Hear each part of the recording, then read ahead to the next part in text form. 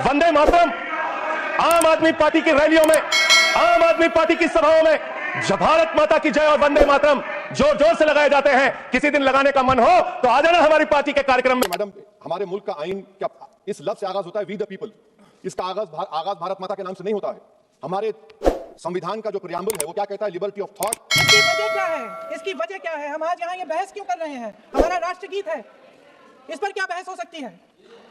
हम ये बहस यहाँ आज दो वजहों से कर रहे हैं। पहला कि बंगाल का चुनाव आ रहा है, हमारे प्रधानमंत्री अपनी भूमिका निभाना चाहते हैं उसमें।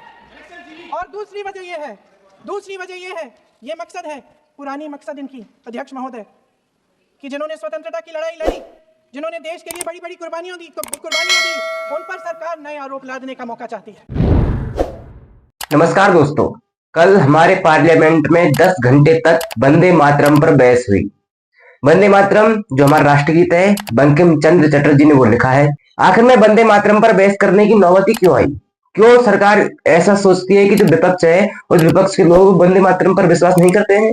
लेकिन इस वंदे मातरम की बहस से पूरे देश की बेरोजगारी की समस्या दूर हो गई, महंगाई की समस्या दूर हो गई, एयर पोल्यूशन की समस्या हल हो गई, इंडिगो की प्रॉब्लम हल हो गई, सारी जो समस्याएं थी देश की सब खत्म हो गई। वंदे मातरम की 10 घंटे की बहस चली, उससे इसका निष्कर्ष ये निकला है कि इंडिया में जितनी भी परेशानियां हैं वो सारी सरकार ने खत्म कर दी। संसद में, पार्लियामेंट में आए दिन ऐसे ऐसे मुद्दों पर चर्चा की जाती जिनसे सरकार का जनता के संपर्क का दूर दूर तक कोई संपर्क है ही नहीं। उन मुद्दों पर संसद में चर्चा की जाती है। जैसी हमारी जो सत्ता पक्ष है वह उससे दोगुना घटिया हमारे विपक्ष है, वो इस चीज पर चर्चा करवाता है। अब वंदे मातरम पर आप चर्चा कर रहे हो, कल के आप राष्ट्रगान पर चर्चा करोगे, परसों तिरंगे पर चर्चा करोगे, तिरंगे पर बहस होगी आपसे। वंदे मातरम बोलने में विपक्ष को क्या दिक्कत है? और सत्ता पक्ष वंदे मातरम क्यों बोलवाना चाहता है? क्या विपक्ष के पास और कोई मुद्दा नहीं बचा?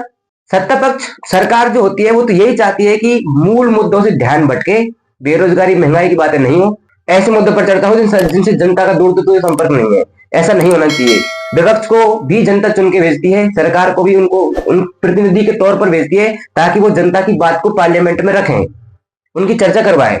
जनता की महंगाई, बेरोजगारी, गरीबी की चर्चा हो, गरीबी पर बहस हो, ना कि वंदे मातरम, तिरंगा, राष्ट्रगान, राष्ट्रगीत, इन पर बहस नहीं होनी चाहिए। कोई भी दिल्ली प्रदूषण की बात नहीं कर रहा, कोई भी इंडिगो प्रॉब्लम्स की बात नहीं कर रहा, कोई भी बेरोजगारी, महंगाई, गरीबी की कोई बात नहीं कर रहा। ऐसे ऐसे मुद्दे विपक्ष लेके आएगा, कभी वोट चोरी, कभी SIR, मुद्दे ऐसे होने चाहिए जो जनता से डायरेक्ट कनेक्ट हो। उस पर सरकार को घेरा जाना चाहिए, उस पर सरकार से जवाब मांगा जाना चाहिए।